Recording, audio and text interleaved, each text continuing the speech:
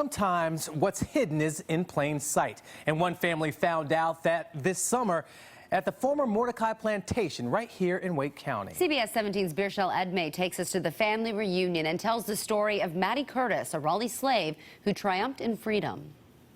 No more, my Lord. No more, my Lord. I will never turn back. No more. You keep them youngins quiet over there. Freedom.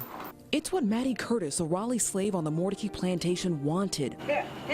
Born on an Orange County plantation, she died with her own 40 acres and a mule. Their names are lost to history. Over the summer at a family reunion, nearly 100 of Mattie Curtis's descendants stood on these hallowed grounds for the first time. I went through that kitchen and it's hot, it's stuffy, and my great-great-grandmother was a cook in that kitchen. And she went through a lot. You know, it was tough. It's hell.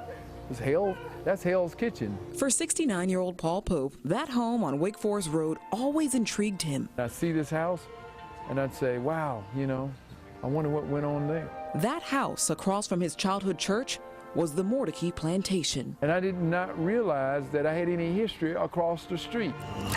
His great-grandmother scrubbed potatoes here. Lord, look at him. Look at him. Master don't like this here. And with other slaves shucked corn for the evening's dinner. I only want her. Only want her. And listened to mothers wail as their children were sold. So I mean, it's emotional. It's hard. You know, it's a hard reality. It's hard to face the facts that our foreparents had to go through that. Before she died, the 98-year-old told her story in her own words. Just for the end of the war, we come to Moses Mordecai's place, right up the hill from here. He was mean too. Freedom ain't gave us nothing but pickled horse meat and dirty crackers, and not half enough of that. My great-grandmother went through a lot. It's hard for me to talk. I'm very emotional. I'm trying not to be, but the struggles, it's just heartbreaking for me. Patricia Morgan Glover's great-grandmother eventually gained freedom. Her business, she would have farmed. The land that she purchased was on the northwestern tip of the former Mordecai Plantation land. Generations later, now it's her great-grandchildren and their children and their children who see beyond the shackles that forced Mattie Curtis into North Carolina. Slave descendants with a new sense of what it means to be free. I rise. I rise. I rise. Bringing the gifts. Bringing the gifts That my ancestors gave. That my ancestors gave. I am the dream. I am the dream. I am the dream. And the hope of the slave. And the hope of the slave. I rise.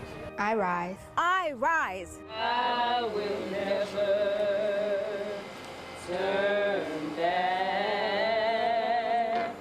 No more.